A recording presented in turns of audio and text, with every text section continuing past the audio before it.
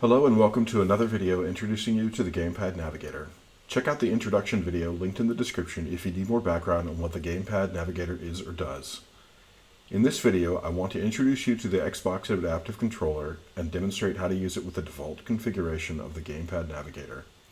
I'll be demonstrating a physical controller for this video, so for now we're focused on the controller. First, let me talk about the controller for a little bit.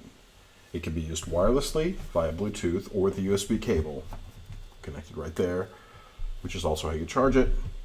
It has its own battery.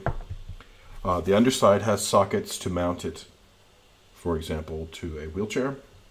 The top face has physical buttons, which are the badge button, select, start, the D-pad, A and B, and then you have a button that lets you switch configurations, which is more useful if you're using Windows where you have a utility to define what your configurations look like. So just with the buttons we have here, we have most of what we need to operate the default configuration of the Gamepad Navigator. For the rest of the buttons, we're going to use a key feature of the Xbox Adaptive Controller to add controls. So on the back of the controller, you have headphone jacks, or what look like headphone jacks, that you can plug adaptive switches into and allow a switch to act as any one of the labeled buttons. Also, you can connect switches that can be used instead of the D-pad, which is considered a button by the controller. So what I'd like to do is to add bumpers, which we kind of need to navigate around. I'm going to use buttons from the Logitech Adaptive Gaming Kit. They provide 12 buttons of different sizes. I'm going to use 2 of the larger buttons to act as bumpers. They have a headphone jack. I'm going to connect one to the jack labeled right bumper, RB, and I'm going to connect the other to the jack labeled left bumper. So I'll put these hopefully where you can see them. Move this down a little bit. Cable's out of the way. Ordinarily you would set up something the way you like it and then you do something about the cables, but for the demo I'm going to leave it the way it is. So here we have our rudimentary setup, which is the default buttons plus 2 extra. Now I'm going to switch and focus on the screen.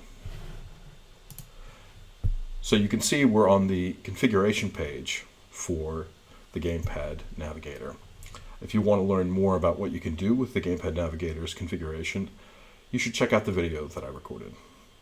So now that we have our bumpers connected, we can move our focus through. Right now I'm clicking individually. I can also hold, and it'll repeat every half second. This is configurable. This is just the default. So I can click with the A button, for example, to open the options or close the options. If I go to a menu and click on it, I can use the D-pad to navigate through the options. I could use A to select, but I could also use B, the giant B button, to cancel. So you can configure your settings with your controller here, as long as you have the ability to get around. Click a few things. I wanted to show you that because there is a start button, everything else that's not bound to a button, you can access using the launcher, the action launcher. So for example, if I want to open a new window, I can do that. I can operate the on-screen keyboard. I can perform searches. I can do everything that I could do with any other controller with these 2 external buttons and the core Xbox Adaptive Controller itself. One last thing I want to show you with the controller itself is thumbsticks. So by default, there obviously are no thumbsticks. You can add your own with the USB ports on the side. I'm going to use this joystick that I got at a yard sale and plug it in, and now there we go. If I were to go back to focus on the screen for a minute, let's go to a page that, in a second. Let's go to a page that has a little more for us to see. This is a page where we can scroll. The Google page we couldn't scroll, so I had to switch. And now you can see that I've added the ability to scroll. And this happens in real time. If I want to remove this, I just pull it out. The battery is strong enough to power 2 additional USB devices, which makes it very handy for quickly setting up a rig to try things out.